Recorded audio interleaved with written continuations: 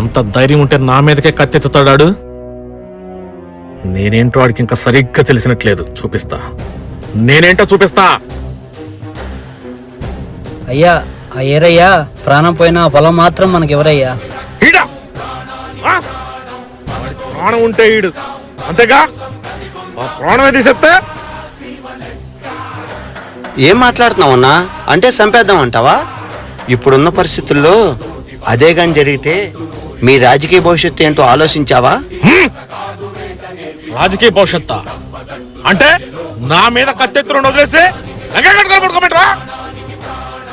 రేయ్, నాకు రాజకీయ భవిష్యత్తు కన్నా నా అహమే నాకు ముఖ్యం. వాడు సావాల్సిందే. అయితే వాణ్ణి చంపాలి, మన చేతికి మట్టి అంటకూడదు. అదే అదే అది చూడు ముందు. మన ఏరియా మనుషులతో ఏం చేసినా టాగే జరిగిపోతాం.